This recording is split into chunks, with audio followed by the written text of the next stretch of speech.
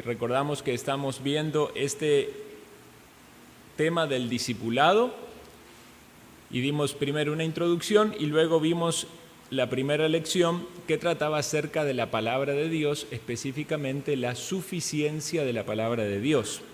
Entonces comenzamos por la palabra de Dios porque esa es la base, obviamente, para el creyente de todo lo que cree acerca de Dios, cómo vive la vida cristiana y cómo practica todo lo que Dios manda. Ahora vamos a pasar a la oración y de ese modo estamos poniendo el énfasis en las dos vías de comunicación en nuestra comunión con Dios. Dios nos habla por medio de su palabra, nosotros hablamos con Él en la oración. Y esto es precisamente una definición básica y clara de la oración. ¿Qué es orar? La forma más sencilla de poder entender esto, decimos, es hablar con Dios. Orar es hablar con Dios. No es necesario hablar en voz alta, uno puede orar en sus pensamientos, pero es hablar dirigiéndose a Dios. Y esta va a ser una característica básica y elemental en todo verdadero creyente. El verdadero creyente ora, va a orar. No significa esto que aquellos que no son creyentes no oren o no tengan una práctica que en apariencia es orar o clamar a Dios.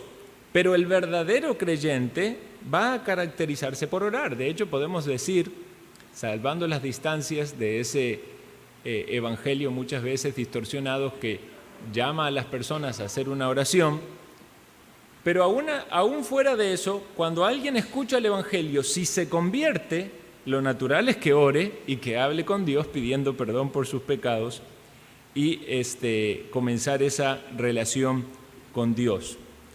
Ahora, entonces, el creyente va a orar, sin embargo, muchas veces vamos también a pensar si es que oramos bien o si sabemos orar, porque el creyente también quiere mejorar su forma de relacionarse con Dios, quiere aprender más de su palabra y quiere saber también cómo comunicarse con Dios en la oración. Los discípulos fueron conscientes de esto y le dijeron al Señor que les enseñara a orar. Veamos lo que dice Lucas 11:1, aparece ahí en pantalla. Aconteció que estaba Jesús orando en un lugar y cuando terminó, uno de sus discípulos le dijo: Señor, enséñanos a orar como también Juan enseñó a sus discípulos. Es interesante esto. Primero Jesús enseñando con su ejemplo. Ya los discípulos sabían que Jesús oraba, dedicaba tiempo a la oración, siendo Él Dios, pero dándonos ese ejemplo como hombre en dependencia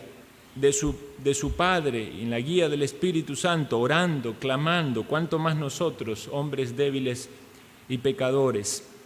Y dice que se le acercó un discípulo, posiblemente en representación de todos los otros, y le dijo: Señor, enséñanos a orar como Juan enseñó a sus discípulos. Es interesante que Juan había enseñado a los discípulos a orar. Y ahora ellos quieren recibir de su maestro, del gran maestro, del Señor, esta instrucción. Y nosotros también debemos tener esa petición. Y hermanos, yo he escuchado a personas, aún después de muchísimos años en la fe, quizás 50 o más años en la fe, hacer esta oración.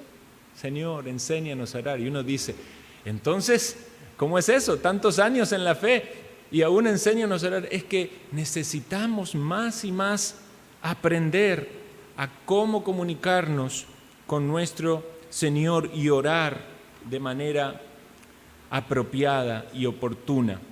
Entonces el Señor, respondiendo a ese discípulo, versículo 2, Lucas 11, les dijo: cuando oréis, decid: Padre nuestro que estáis en los cielos, santificado sea tu nombre, venga tu reino, hágase tu voluntad como en el cielo, así también en la tierra. El pan nuestro de cada día, dánoslo hoy, y perdónanos nuestros pecados, porque también nosotros perdonamos a todos los que nos deben.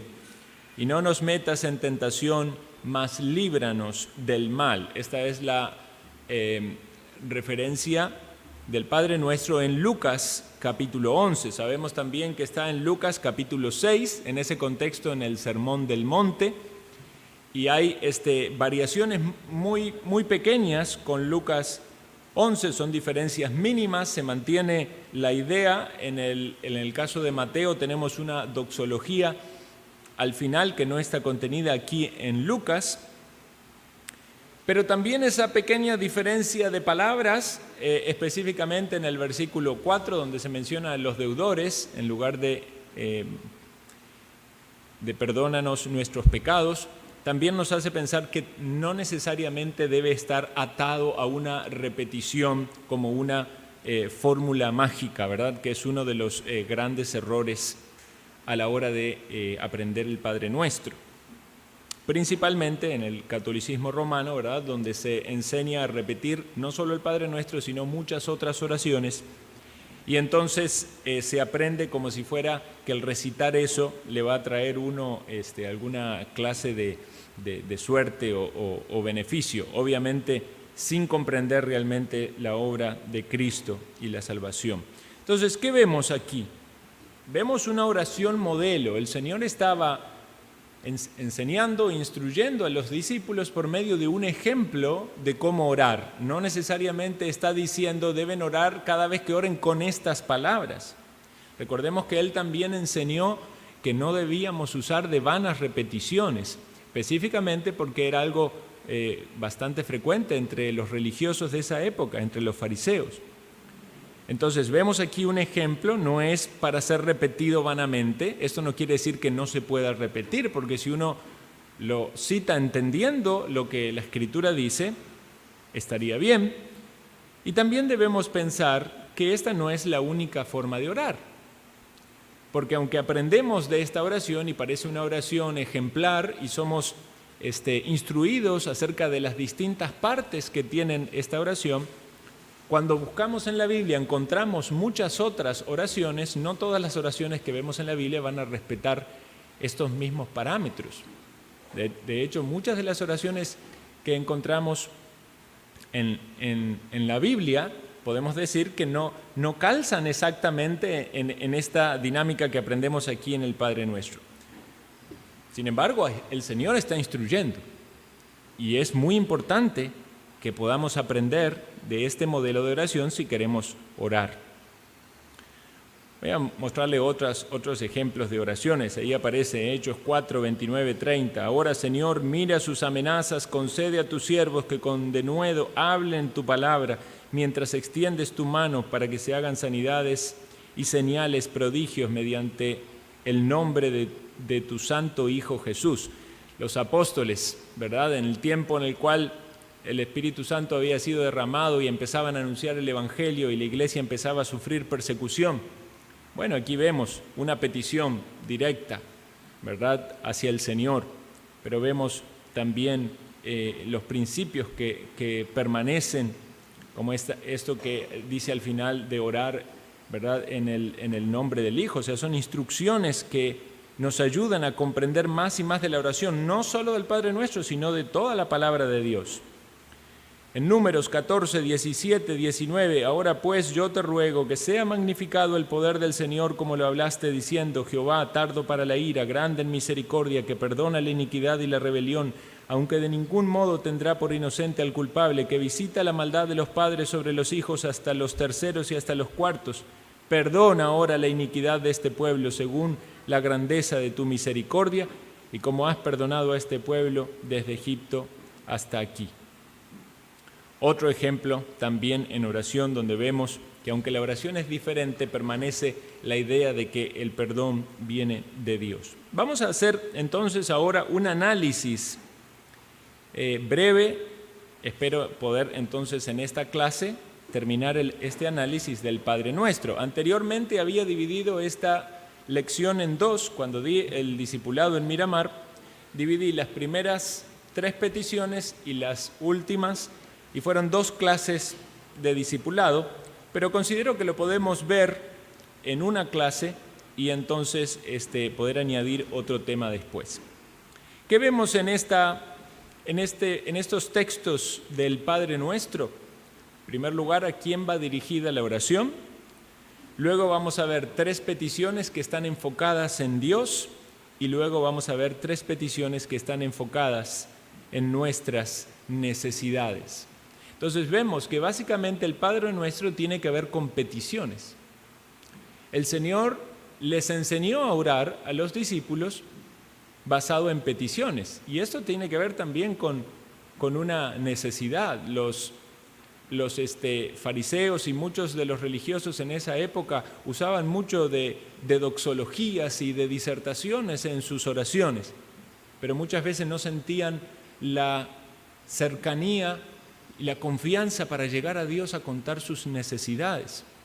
Entonces vamos a ver que esa manera en la que el Señor les enseña a orar tiene mucho que ver con esto de relacionarse con Dios, entendiendo esta idea de que es un Dios con el cual podemos tener una relación y podemos expresarnos en nuestras necesidades, sin que eso signifique alejarnos de su grandeza o desestimar sus perfecciones. Pensemos entonces a quién va dirigida. Dice, Padre nuestro que estás en los cielos. El Señor Jesús nos enseña a orar al Padre. Cuando buscamos en la Biblia las muchas oraciones que aparecen y vemos a quiénes van dirigidas las oraciones obviamente en el Antiguo Testamento vamos a ver que son dirigidas a Dios, ¿verdad? A Dios o a Jehová, o se usa Señor. Y entendemos que Dios es uno en esencia, pero nosotros nos relacionamos con Él entendiendo 3 personas.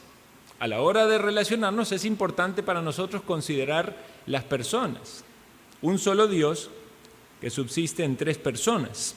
Luego vamos a llegar al momento donde veamos la doctrina de la Trinidad del discipulado. Ahora nada más estamos tratando de entender esto a la luz de la oración.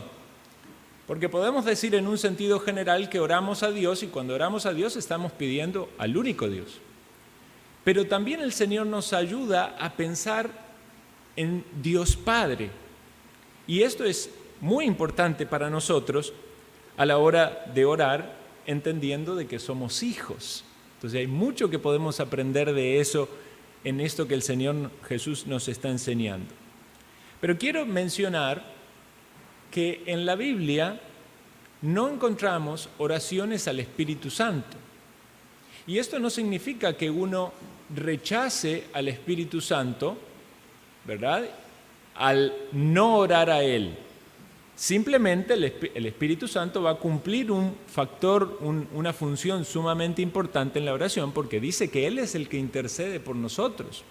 Él es el que obra en nosotros. De hecho, podemos pensar que si estamos orando es porque el Espíritu Santo en nosotros está también comunicándose en nosotros hacia Dios. Y oramos en el nombre del Señor Jesucristo por los méritos de Jesucristo. Entonces vemos que la Trinidad va a estar obviamente involucrada en nuestra oración, aun cuando no nos dirigimos a la Trinidad o al Espíritu Santo o a Jesús en sí mismo, nos dirigimos al Padre. Esa es la manera en la que el Señor nos enseñó a orar. Ahora alguien va a decir, bueno, pero hay muchas veces donde personas se acercaron a Jesús para pedirle cosas y eso nos habla de oraciones a Jesús.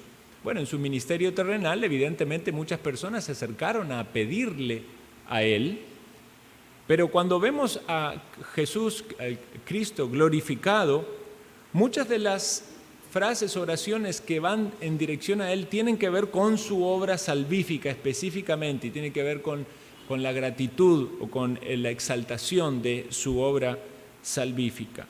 Cuando pensamos en la oración entonces como el Señor aquí lo está enseñando, que se compone de todas estas partes expresadas aquí en peticiones, nosotros nos dirigimos a nuestro Padre que está en los cielos. Entonces, solamente los hijos de Dios podemos llamar Padre. Debemos pensar de que aquellos que oran a Dios y le dicen Padre y están muertos en sus delitos y pecados, están tomando el nombre de Dios en vano. Por eso son oraciones abominables, porque ellos están viviendo una vida rechazando a Dios, pero en su hipocresía, muchas veces acercándose y aparentando relacionarse con ese Dios al cual en su corazón rechazan y del cual de los pecados que no se arrepienten, que Dios está marcando en su palabra. Entonces, la pregunta aquí de reflexión es usted un hijo de Dios? ¿Ha nacido de nuevo? ¿Ha comprendido el mensaje del Evangelio para reconocerse pecador y ir a Cristo como el único que puede limpiarles de sus pecados y restablecer su relación con Dios? Él vino para salvar, Él vino para reconciliarnos, dice, con Dios. Entonces, cuando alguien es un verdadero creyente, puede llamar a Dios Padre. Y pensemos entonces, ¿cómo actúa un padre? Vean lo que nos dice Mateo 7, versículo 9. ¿Qué hombre hay de vosotros que si su hijo le pide pan, le dará una piedra?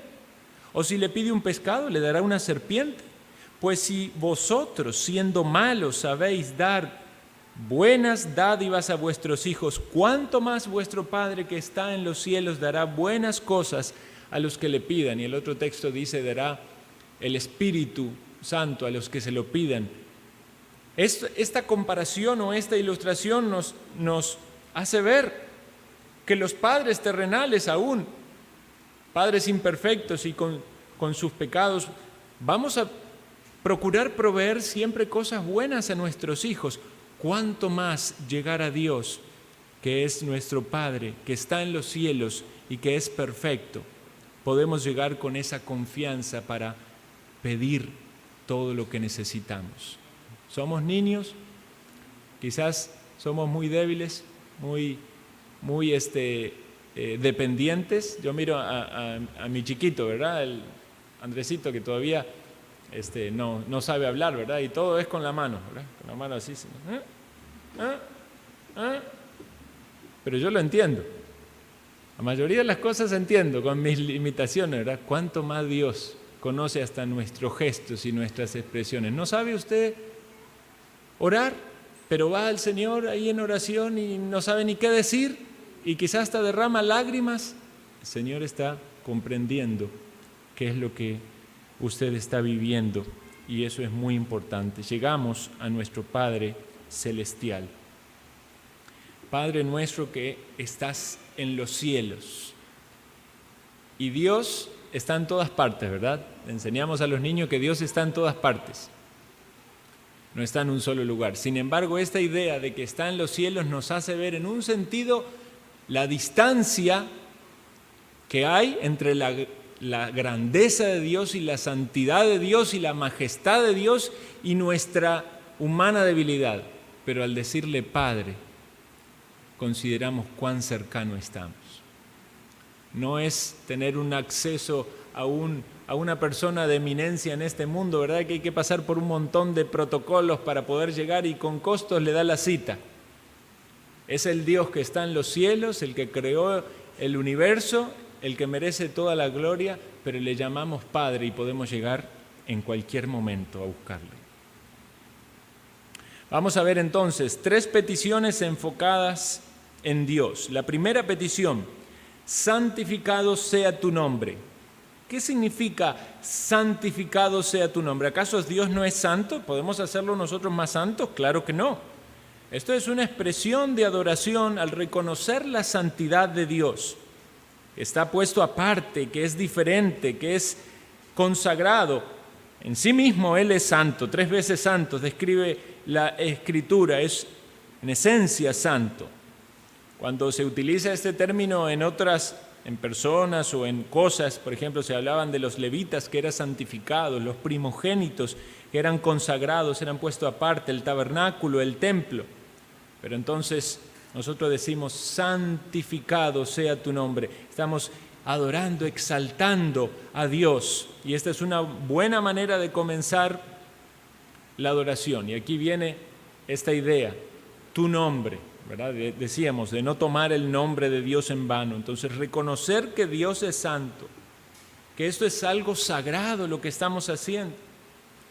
Y llegamos entonces con esa confianza de llamarle Padre, pero no como quien algunos dicen, ¿verdad? Como esa confianza que minimiza o ridiculiza la grandeza o la majestad de Dios. No, es esta confianza llena de respeto, de solemnidad, de reverencia. Cuando oramos así es porque queremos darle a Dios la gloria. Y de hecho este debe ser un principio que rija toda nuestra oración. Nosotros lo enseñamos como el principio o el propósito fundamental del hombre. ¿Cuál es el propósito fundamental del hombre o la meta principal del hombre? Glorificar a Dios, ¿verdad? Y deleitarnos de Él. Entonces, eso también debe aplicar al momento de orar. Por eso nosotros queremos que nuestra oración glorifique a Dios y decimos: santificado sea tu nombre. Si pues coméis o bebéis o hacéis otra cosa o oráis, hacedlo todo para la gloria de Dios. Entonces, cuando oramos, queremos glorificar a Dios. Puede ser que en nuestra humana debilidad muchas veces nos acerquemos a Dios de una manera inapropiada. Y no estamos buscando glorificar a Dios, sino más bien la expresión de nuestra propia pecaminosidad, quizás dominados por la ansiedad o por los temores o con nuestros deseos egoístas. Entonces, tener este parámetro, este punto inicial en la instrucción de Jesús es bien importante. Queremos santificar el nombre de Dios, queremos darle a Él la gloria, queremos exaltarlo. Preguntas de reflexión. ¿Es la gloria de Dios lo más importante en tu vida? Debería serlo en toda nuestra vida y en todo sentido, pero podemos entonces aplicarlo a la oración. ¿Oras para exaltar a Dios en sus atributos? Muchas veces la oración puede transformarse simplemente en pedir nuestras necesidades y no detenernos a considerar con quién estamos hablando y qué es cuáles son sus características y cómo debemos presentarnos ante Él. ¿Has hecho oraciones que no buscaron la gloria de Dios alguna vez? Esto es nada más para pensar, ¿verdad? ¿Cuántas veces hemos orado de manera incorrecta? No quizás en ignorancia diciendo: Señor, no sé si esto o aquello, ¿verdad? Pero muchas veces aún sabiendo que uno está pidiendo algo equivocado o pidiendo de la manera equivocada. ¿Por cuáles cosas que buscan la gloria de Dios deberías orar? Si estas preguntas nos ayudan a reflexionar, podemos entonces sacar provecho de esta sencilla frase: santificado sea tu nombre. Quiero darle al Señor la gloria y quiero hacerlo también en esta oración o en la oración que voy a hacer. Y entonces así vamos aprendiendo a orar. Segunda petición: venga tu reino. Recordemos que para los judíos era muy importante esta idea de reino, porque ellos tuvieron un reino, ¿verdad? Y el reino fue dividido y luego fueron llevados cautivos, luego volvieron, pero luego vinieron los conquistadores y perdieron esa idea de reino. Y ellos estaban a la expectativa de un Mesías, de un libertador. Y quizás cuando vieron al Señor Jesucristo no calzaba del todo en la idea que ellas tenían de reino, pero podemos decir que a la luz de la Escritura lo que Cristo venía a hacer era mucho más grande que la expectativa material y humana que ellos tenían. No era tan solo un libertador del reino terrenal, era un libertador del reino espiritual. Iba a sacar a las personas del reino de las tinieblas para traerlos a su reino de luz. Ahora, veamos esto. El Señor, desde que llegó y comenzó su ministerio, empezó a predicar diciendo: arrepentíos porque el reino de los cielos se ha acercado. Y cuando vamos a San Juan y vemos que el Señor instruye a Nicodemo acerca del nuevo nacimiento, en esa instrucción el Señor menciona el reino y les dice así, Juan 3, 3 al 5. Respondió Jesús y le dijo: de cierto te digo, que el que no naciere de nuevo no puede ver el reino de Dios. Nicodemo le dijo: ¿cómo puede un hombre nacer siendo viejo? ¿Puede acaso entrar por segunda vez en el vientre de su madre y nacer? Respondió Jesús: de cierto te digo, que el que no naciere de agua y del Espíritu no puede entrar en el reino de Dios. Entonces, dos expresiones. Primero es ver el reino de Dios. Si alguien no nace espiritualmente, no puede ver el reino de Dios, no tiene comprensión de este reino espiritual. Y si alguien no nace espiritualmente, no puede entrar en el reino de Dios. Y esto nos habla de la necesidad de la regeneración. El Señor predicaba el Evangelio, pero también vemos en la palabra la necesidad de la regeneración para que las personas comprendan que están muertos en sus delitos y pecados, para que sientan en su corazón y en su conciencia que han quebrantado los mandamientos de Dios y necesitan ser limpiados y ser reconciliados con Dios, y entonces creer en la obra que Jesucristo ha hecho. Colosenses capítulo 1 versículo 12 dice el apóstol Pablo que el Señor dice: dando gracias al Padre que nos hizo aptos para participar de la herencia de los santos en luz, el cual nos ha librado de la potestad de las tinieblas y trasladado al reino de su amado Hijo, en quien tenemos redención por su sangre, el perdón de pecados. Entonces, hermanos, cuando nosotros estamos diciendo esta frase, venga tu reino, ¿cómo debemos entender lo que esto significa y qué debemos aprender al pensar en esta frase? Bueno, venga tu reino, en un sentido el reino del Señor ya ha venido. Sabemos también que en el futuro habrá cielos nuevos y tierras nuevas y va a reinar el Señor, va a ser manifiesto para todos, ¿verdad? Y va a reinar en esplendor. Pero cuando nosotros estamos pensando en el reino del Señor, estamos pensando en la obra del Evangelio en los corazones. ¿Cómo es que una persona puede buscar del reino de Dios? Yendo a Cristo, reconciliándose con el Padre por medio de la obra de Cristo. Y eso también es de gran ánimo para el creyente, porque el creyente también puede buscar del reino de Dios. Poner nuestra mira en las cosas de arriba, no en las de la tierra. Recordar que tenemos un rey soberano que es poderoso y a quien debemos servir. Pensemos nada más esta idea de un rey, de un soberano, ¿verdad? Y sus órdenes y sus mandamientos. Si uno ve esas películas, ¿verdad?, medievales, y esos reyes y esa autoridad y cómo el pueblo procedía y todo, ¿somos conscientes que tenemos un rey que dio su vida por nosotros y que nos manda, nos comisiona a hacer muchas cosas, entre ellas ir y predicar el Evangelio? No es una cuestión opcional, ¿verdad? Si decimos: Señor, venga tu reino, es que yo también estoy dispuesto a extender ese reino. Yo deseo y anhelo que la palabra de Dios llegue a otras personas, que más iglesias se levanten, se establezcan, donde las personas vayan a adorar a este rey. Preguntas de reflexión entonces. ¿En qué reino están los que no han sido salvos aún? En el reino de las tinieblas lo vimos, ¿verdad? ¿Qué tienen en común aquellos que fueron trasladados al reino de Jesús? Dice: tenemos redención y perdón de pecados.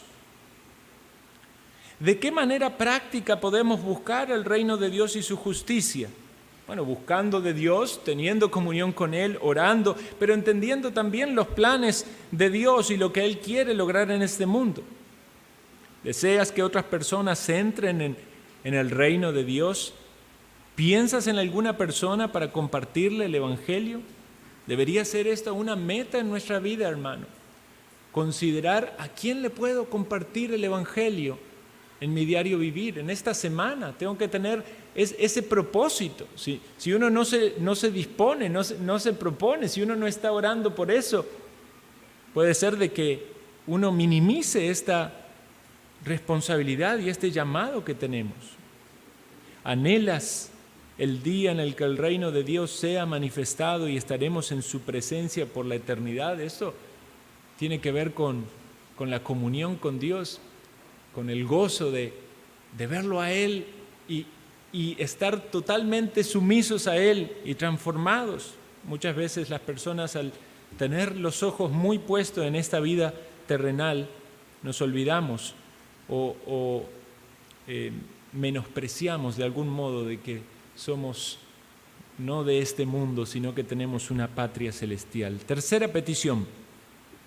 Dice, hágase tu voluntad como en el cielo, así también en la tierra. Entonces debemos considerar que la voluntad de Dios es revelada por su palabra. Y entendemos la voluntad de Dios en dos sentidos. En un sentido, la voluntad de Dios siempre se cumple, todo lo que Él quiere lo hace en los cielos, en la tierra, en los mares. Nadie puede levantar su mano contra Él y decirle qué hace. Eso es en un sentido de la voluntad, de la soberanía de Dios. Pero en otro sentido, la voluntad de Dios es aquello que Él manda, aquello que Él prescribe, sus mandamientos, específicamente la ley moral de Dios, sus mandamientos. Y ya llegará el momento donde veamos este tema de la ley de Dios en el discipulado. Pero vuelvo al mismo ejemplo que hablábamos alguien, de un rey y sus súbditos. Cuán importantes son los mandamientos de Dios para nosotros, porque esto va a regir también nuestra manera de pensar, nuestros valores y nuestra forma de actuar en este mundo, nuestras decisiones y nuestros principios en los cuales vamos a basar lo que hacemos y lo que decidimos. Con frecuencia se cita Proverbio 16:3 en relación a nuestros anhelos y nuestros deseos. Encomienda a Jehová tus obras y tus pensamientos serán afirmados, como una manera de poner en las manos del Señor todo lo que queremos hacer. Amén, así debe ser. Esto es una oración válida. Pero estamos entendiendo esta frase que dice, hágase tu voluntad como en el cielo, así también en la tierra. ¿Cómo se hace la voluntad de Dios en el cielo? Sabemos que los ángeles que sirven a Dios en el cielo la obedecen a Dios a la perfección, cumplen todos sus mandamientos. Sabemos que hubo ángeles que cayeron, ¿verdad?, en su desobediencia, pero ya no más. Todos los ángeles en el cielo hacen lo que Dios manda y es una obediencia y una sumisión perfecta. Bueno, nosotros entonces debemos tener este entendimiento de la voluntad de Dios también para poder llevarlo a nuestra vida. Cuando decimos, Señor, que se haga tu voluntad como en el cielo, en la tierra, yo estoy incluido en esa petición. Romanos 8:26 dice, de igual manera el Espíritu nos ayuda en nuestra debilidad, pues ¿qué hemos de pedir como conviene? No lo sabemos, pero el Espíritu mismo intercede por nosotros con gemidos indecibles. La ley de Dios, la voluntad de Dios debe gobernar nuestra mente y nuestros corazones para que así también nuestras oraciones sean guiadas en esa dirección. Preguntas de reflexión. ¿Conozco los 10 mandamientos? Son muy importantes. El Señor tan solo nos dio 10 mandamientos como en su ley moral, ¿verdad? Aunque había muchos otros más mandamientos en la ley ceremonial o civil, pero nosotros creemos que la ley moral permanece. Entonces debemos conocerlos, debemos meditarlos. Sabemos también que en el Nuevo Testamento se habla de 2 mandamientos que son el resumen de esos 10, pero es muy importante para nosotros conocerlos y hallar deleite en ellos. Estoy dispuesto a meditarlos y aprenderlos. Deseo que la voluntad de Dios se cumpla en la tierra. ¿Qué me produce que la ley de Dios sea quebrantada? Uno ve en este mundo que la ley de Dios es quebrantada constantemente. Y muchas veces los creyentes podemos estar fríos como un témpano, ¿verdad? Diciendo, bueno, allá ellos están pecando y están haciendo, ¿verdad? ¿Y qué es lo que me causa pensar que la ley de Dios está siendo quebrantada? ¿O hay en mí un dolor? ¿Qué pasa si la ley de Dios es quebrantada? En mi iglesia, ¿no hay también en mí un dolor y un sentido de responsabilidad por eso? ¿Qué pasa si es en mi familia? Realmente estoy diciendo, Señor, hágase tu voluntad como en los cielos, así también en la tierra y en mi vida, para que también alrededor pueda verse esa influencia de disposición y obediencia a honrar a Dios. Entonces, ¿en qué manera soy responsable cuando digo hágase tu voluntad? Debo estar dispuesto y comprometido a hacerla, porque la conozco por medio de la palabra de Dios. Siguientes 3 peticiones, hablamos de las primeras 3 enfocadas en Dios, ¿verdad? Entonces dijimos, santificado sea tu nombre, venga tu reino y sea hecha tu voluntad. Ahora vamos a ver las últimas 3 peticiones del Padre Nuestro enfocadas en nosotros o en nuestras necesidades. Esto no quiere decir que nos olvidamos de Dios en la oración, sino de que el tema con el cual nos dirigimos a Dios tiene que ver con nuestras necesidades puntuales. Entonces, la primera de estas 3 es el pan nuestro de cada día, dánoslo hoy. Entonces, esto tiene que ver con nuestra necesidad y es una necesidad material, el pan.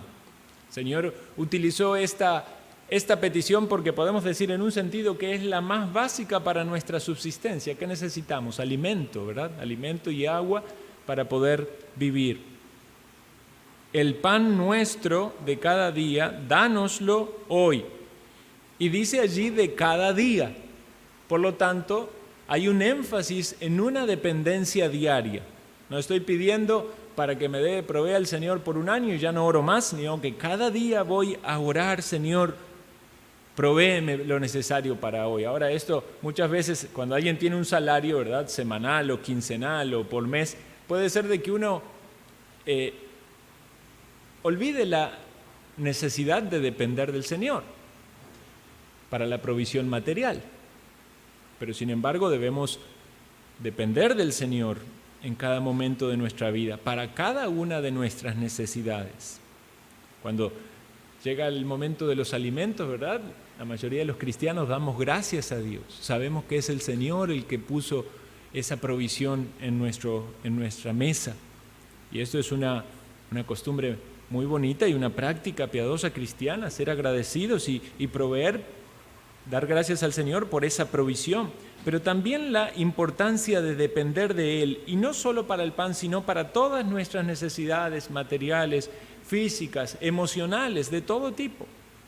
En 1 de Juan 5:14 dice, esta es la confianza que tenemos en Él, que si pedimos alguna cosa conforme a su voluntad, y eso está ligado al punto anterior, dice, Él nos oye. Y si sabemos que Él nos oye, cualquiera cosa que pidamos, sabemos que tenemos las peticiones que le hayamos hecho. Qué confianza tan maravillosa podemos tener los hijos de Dios, de llegar a nuestro Padre y pedirle, y saber de que si es conforme a su voluntad, Él no solo nos oye, sino que promete concedernos eso. En Lucas 11:5, después del Padre Nuestro, aparece esta ilustración que dice el Señor. Les dijo también, ¿quién de vosotros que tenga un amigo va a él a medianoche y le dice, amigo, préstame 3 panes, porque un amigo mío ha venido a mí de viaje y no tengo que ponerle delante? Y aquel respondiendo desde adentro le dice, no me molestes, la puerta ya está cerrada, mis niños están conmigo en cama, no puedo levantarme y dártelos. Os digo que aunque no se levante para dárselos por ser su amigo, sin embargo, por su importunidad se levantará y le dará todo lo que necesite. Y yo os digo, pedid y se os dará, buscad y hallaréis, llamad y se os abrirá, porque todo aquel que pide recibe, y el que busca halla, y el que llama se le abrirá. No podía encontrar el Señor mejor ejemplo, mejor ilustración y mejores palabras para decirlo. Dígame si cuando usted lee algo así no se anima a decir, pero ¿por qué no estoy orando tanto? ¿Necesito orar más? Claro que sí. Él está diciendo que pidamos, que llamemos, que busquemos. Y Filipenses 4:6 nos dice, por nada estéis afanosos, sino sean conocidas vuestras peticiones delante de Dios en toda oración y ruego, con acción de gracias. ¿Cuántas veces estamos cargados con afanes y ansiedades y no acudimos al método que el Señor ha provisto para darnos paz y para tener confianza?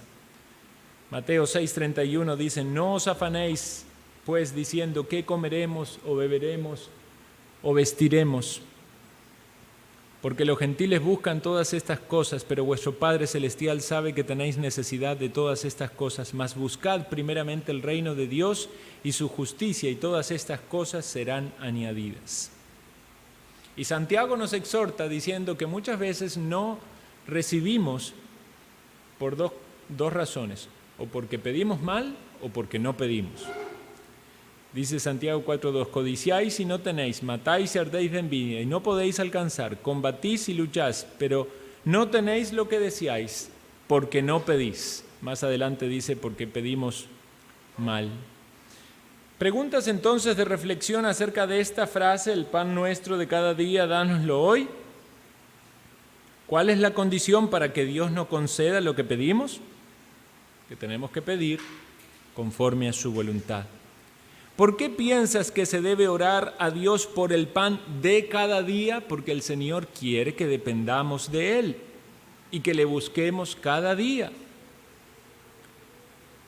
Llevo entonces mis necesidades a Dios en oración y con perseverancia. Ahí debemos pensar si estamos buscando a Dios con perseverancia cada día. ¿Y por qué no recibo muchas veces? Puede ser que esté pidiendo algo que no es conforme a la voluntad de Dios, o puede ser que no esté pidiendo. Yo no sé si les ha pasado a ustedes, pero muchas veces hay luchas que uno vive o enfrenta que son casi que cíclicas, ¿verdad? O reincidentes. Siempre hay un problema con algo que hay que hacer en algún momento, ya sea el carácter, ya sea alguna tentación, una lucha. ¿Ha buscado usted al Señor en esa necesidad puntual? ¿Por qué muchas veces alguien no obtiene victoria? ¿No será porque no pide? ¿O porque no pide correctamente para darle la gloria a Él? Segunda petición: y perdónanos nuestros pecados, porque también nosotros perdonamos a todos los que nos deben. Debemos entender esta idea que para los judíos, en el Antiguo Testamento sobre todo, deuda y pecado era el mismo concepto. Alguien tenía una deuda, ¿verdad? O alguien pecó, era una deuda. Y es interesante pensarlo así, porque inevitablemente nos hace considerar la necesidad del pago para que esa deuda sea cancelada. Y esto es lo que Jesucristo hace cuando nos perdona, ¿verdad? Él pagó nuestra deuda. Por esto encontramos tanto en Mateo dice: perdónanos como también nosotros perdonamos a los que nos deben. Perdona nuestras deudas, dice Mateo. Aquí dice: perdona nuestros pecados. Entonces debemos pensar, nosotros necesitamos la salvación y el perdón. El momento en que llegamos a Cristo en arrepentimiento y fe, hemos recibido el perdón de nuestros pecados. Y no solo los pecados hasta el momento de ser salvos, para atrás, no, Él perdona todos nuestros pecados, pasado, presente, futuro. En lo que Cristo pagó en la cruz, Él saldó toda la deuda. Pero también hablamos de una necesidad de santificación y de perdón en el sentido de limpieza, como cuando el Señor le dijo a Pedro, ¿verdad?, que necesitaba ser lavado de los pies. Necesitamos limpiarnos. Tenemos la salvación, pero necesitamos volver al Señor. Y obviamente utilizamos esta frase que es la confesión, esta palabra. Llegamos al Señor a confesar nuestros pecados. Confesar es decir lo mismo que la otra persona piensa, en este caso que Dios. Cuando yo confieso mi pecado, estoy diciendo lo mismo que Dios dice de mi pecado. De ahí la importancia de que, decía un maestro de la Biblia, que digamos nuestros pecados con nombre y apellido. No caigamos en esa generalización, decir: Señor, te pido perdón por todos mis pecados en este día, amén. No. ¿En qué pequé? Para que evidentemente yo entienda en qué ofendí el nombre de Dios y pueda expresarme correctamente al pedir perdón. Si usted tiene un problema interpersonal y peca contra alguien, usted puede llegar y quizás se percibe hasta como minimizar, ¿verdad?, el pecado. Perdóname. ¿Perdonarte de qué? Eso le decimos a los niños, ¿verdad? ¿Por qué tengo que perdonarte? Porque mentí. Entonces ahí sí me doy cuenta que entendió qué fue lo que hizo mal, o porque le pegué a mi hermanito, por cualquiera sea. Señor, perdóname. ¿Por qué? Perdóname porque hice esto y esto y esto, porque pensé esto y esto, porque tengo esta mala actitud, perdóname. Entonces consideramos el perdón, y obviamente al considerar que Cristo nos perdonó a nosotros, nosotros también tenemos que perdonar a los que nos rodean. Dice Colosenses 3:13, de la manera que Cristo os perdonó, así también hacedlo vosotros. En Lucas también relata cuando le preguntaban, ¿verdad?, ¿cuántas veces había que perdonar al hermano? Y dice Lucas 7:3-4, si tu hermano pecare contra ti, repréndele, y si se arrepintiere, perdónale. Y si 7 veces al día pecare contra ti, 7 veces al día volviere a ti diciendo, me arrepiento, perdónale. Esta idea, ¿verdad?, del número 7 tiene que ver con esa idea de algo completo, de algo perfecto. No importa la cantidad de veces, necesitamos entender esto. El Señor nos perdona, pero llegamos arrepentidos al Señor a confesar nuestros pecados. Cuando uno está pidiendo perdón constantemente por los mismos pecados, ¿verdad?, y con mucha frecuencia, la duda que surge naturalmente es si hay efectivamente un verdadero arrepentimiento. Digamos que una persona lo ofende a usted, ¿verdad?, y viene y le pide perdón y usted lo perdona, pero ese mismo día vuelve a ofenderlo de la misma manera 7 veces. Usted se queda como diciendo, pero ¿realmente usted está arrepentido? Entonces, aunque el perdón siempre se va a extender de Dios, la consideración es si hay verdadero arrepentimiento. Y nosotros debemos ver esto. Si se arrepintiere, dice, si se arrepintiere, perdónale.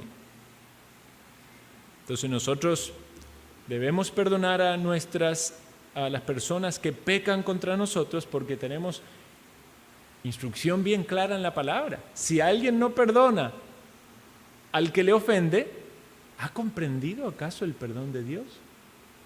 ¿Cuántas ofensas puede ser que nos hagan las personas que están a nuestro alrededor? Hablábamos ahí de 7, ¿verdad? Y ya consideramos una exageración. ¿Ha considerado usted la cantidad de ofensas y pecados que hemos cometido contra Dios en toda nuestra vida? Saque una cuenta breve nomás, diga que 5 pecados, ¿verdad? ¿Quién puede decir 5 pecados por día? 5 pecados por día, un mal pensamiento, una mala actitud, ¿verdad? Algo que tenía que hacer y no lo hizo, no le dio gloria a Dios, un poquito de orgullo, 5 pecados. 365 días al año, ya tenemos como 1.500. ¿Cuántos años tiene usted? Saque la cuenta. 20.000, 30.000, 40.000. Imagínense en un juicio que el juez saca la lista de cargos y dice, 77.000 cargos. Perdónanos nuestros pecados. En Juan nos dice que si confesamos nuestros pecados, Él es fiel y justo para limpiarnos de nuestros pecados, para perdonar nuestros pecados y limpiarnos de toda maldad. Hermano, vaya a Dios a confesar sus pecados y aplique eso también en el perdón a sus semejantes. Pregunta de reflexión: ¿has visto en tu vida señales de arrepentimiento verdadero? ¿Qué evidencia encuentras? Porque puede ser de que haya alguien que todavía mantiene rencor contra alguna persona, y esa es la evidencia de que todavía no ha comprendido el perdón de Dios. ¿Has confesado alguna vez tus pecados? ¿Cómo lo haces? Y esto tiene que ver con lo haces con expresándote en aquello que has fallado. ¿Puede un verdadero discípulo de Jesús vivir sin perdonar a alguien? ¿Hay alguien a quien debas perdonar antes de poder orar sinceramente?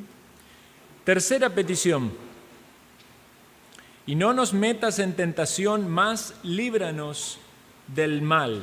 Esta frase trae mucha confusión a algunas personas cuando dicen no nos metas en tentación, como que es Dios el que nos mete en tentación. Sabemos que Dios obviamente controla absolutamente todas las cosas y nada pasa sin su determinación. La Biblia dice que el que tienta, el tentador, es Satanás, ¿verdad? No somos tentados por Dios, ni Él tienta a nadie. Y esta frase, ¿verdad? No nos metas en tentación, algunas traducciones dicen no nos traigas en tentación. Básicamente era una forma en que los hebreos querían expresar: líbranos de la tentación, o líbranos de estar en algo que sea tan grande que no podamos soportar. Y ustedes saben que esta palabra tentación y prueba en el idioma original, en el griego, es la misma palabra. Entonces, si lo entendemos como este clamor es líbrame de tentaciones, obviamente debemos pedirle al Señor que nos libre de tentaciones. No queremos estar ni cerca de alguna situación en la cual podamos ser tentados o seducidos a blasfemar el nombre de Dios. Y si la idea entonces es una aflicción o una prueba, Señor, líbranos de una prueba en la cual nuestra fortaleza espiritual no esté preparada para enfrentarla. Sabemos que Dios es bueno y va a socorrernos. Él no va a permitir que nos sobrevenga una tentación, ¿verdad?, más allá de lo que podemos soportar. Eso dice su palabra. Sin embargo, aún así, nos manda que oremos. Y tenemos que orar para ser librados de las tentaciones. Y tenemos que orar para que el Señor nos libre de las pruebas duras o nos capacite, si es que en su santa voluntad está, a enfrentarlas. Y también que nos guarde del maligno. Esto es, líbranos del mal. Ahí es el maligno, es el enemigo, es el diablo. 1 Corintios 10:3, no nos ha sobrevenido ninguna tentación que no sea humana, pero fiel es Dios, que no os dejará ser tentado más de lo que podéis resistir, sino que dará también juntamente con la tentación la salida para que podáis soportar. Pero velad y orad para que no entréis en tentación. El espíritu a la verdad está dispuesto, pero la carne es débil. Preguntas de reflexión. ¿Por qué piensas que es importante decir esta petición en nuestras oraciones? Señor, líbranos de tentación, no nos metas en tentación, líbranos del maligno, porque somos débiles, porque necesitamos depender del Señor y porque tenemos que batallar contra el pecado en nuestra carne, contra los ataques y las seducciones de este mundo y los ataques del enemigo. ¿Estás experimentando pruebas por las cuales deberías orar? O podemos añadir allí pruebas que han de venir, pero debemos ya prepararnos. ¿Y estás experimentando tentaciones de las cuales necesitas ser librados? La oración es sumamente importante en esto. Entonces ya llegamos a la tercera y última de estas tres peticiones. Vimos en el Padre Nuestro, primero, ¿a quién va dirigido? 3 peticiones enfocadas en Dios, 3 peticiones enfocadas en nuestras necesidades. Y para finalizar ya, entonces, consideremos partes de la oración. En este breve análisis que hemos hecho, podemos hablar de la importancia de la alabanza o de la adoración, cuando decimos santificado sea tu nombre, ¿verdad? Y esas son partes que puede haber en una oración y podemos obviamente extendernos más. Hay muchas oraciones en la Biblia donde hay mucho más palabras de alabanza. También pueden estar incluidas en una oración y deben estar incluidas acciones de gracias. Esta es la voluntad de Dios, que seamos agradecidos, dice la palabra. Y peticiones, alabanza, adoración, acciones de gracia y peticiones, si podemos ponerles partes a las oraciones. Y no figura allí en la enseñanza que leímos en los evangelios, pero sin embargo hemos sido instruidos para orar en el nombre de Jesús. Y eso no debe tomarse como una frase mágica que es colocada al final de cada oración, ¿verdad? Y algunos creen de manera mística, por mencionar el nombre de Jesús, cualquier cosa que dicen en el nombre de Jesús, casi que puede llegar a ser tomar el nombre de Jesús en vano. Debo entender lo que esto significa. Es con la intercesión de Jesús en sus méritos, con su autoridad, es que llegamos al Padre, no basados en nosotros mismos, sino en la obra de Cristo, con reverencia, con dependencia. Porque Jesús mismo enseñó, Juan 14:13, todo lo que pidierais al Padre en mi nombre lo haré, para que el Padre sea glorificado en el Hijo, para que todos los que pidierais al Padre en mi nombre, Él los dé. Él lo dé. Entonces vean a Jesús diciendo, yo lo haré, pero también vean a Jesús diciendo, el Padre lo va a dar. Y ellos evidentemente actúan en unidad. Y el Espíritu Santo está ahí, porque es el Espíritu de Dios obrando en nosotros y llevando nuestras oraciones. Y finalizamos muchas de nuestras oraciones con la palabra amén. Y es bueno también entonces considerar esto a la luz de la instrucción de la oración, porque debemos saber qué significa. Significa estar de acuerdo. Cuando alguien dice amén, dice estoy de acuerdo, o así sea. Y esta es una afirmación en respuesta a lo que otra persona dice. En la Biblia, por ejemplo, lo encontramos en numerosas doxologías, exaltaciones que se hacen de la persona o la grandeza de Dios. Y lo vemos, por ejemplo, en esta alabanza, encontramos varias en Apocalipsis, pero esta es bien conocida. Dice, ciertamente vengo en breve, amén, sí, ven, Señor Jesús. Apocalipsis 20:10, como el clamor o la respuesta de la iglesia en nuestras oraciones. Hermanos, podemos decir amén, es bíblico, ¿verdad? Es bueno decir amén cuando se finaliza una oración, porque de algún modo es participar con aquel que ha orado, ¿verdad? Algunas personas como que temen el decir amén porque piensan que esto se relaciona con otras denominaciones, con algunos errores doctrinales. No está mal decir amén, incluso en algunas frases en las oraciones que alguien está diciendo donde uno se siente identificado en esa petición y quiere decirle al Señor, podemos decir amén, siempre y cuando nos mantengamos con orden, ¿verdad?, en reverencia, y ya no sean tantos los amenes que no se puede escuchar al que está orando, pero es una buena manera bíblica de poder asentir en la oración, sobre todo en la oración pública.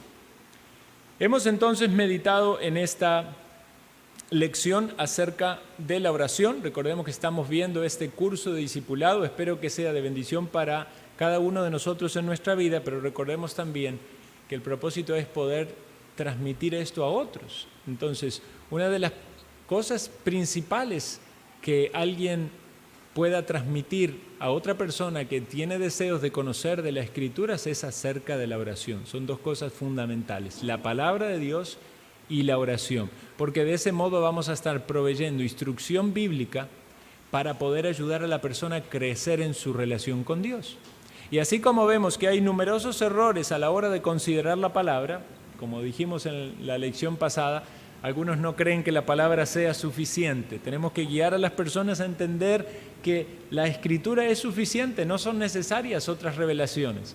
Del mismo modo, nosotros tenemos que también guiar a otros en una correcta comprensión de la oración. Muchas personas tienen años en la fe y no saben orar. A la hora de orar públicamente, lo único que hacen es repetir y repetir las mismas muletillas, las mismas palabras, ¿verdad? Alguien está diciendo Dios todo el tiempo, dice Dios, Dios, y lo repite muchas veces, o Padre, o Señor, Señor, y esa persona necesita aprender a orar. Es decir, no repita tanto ese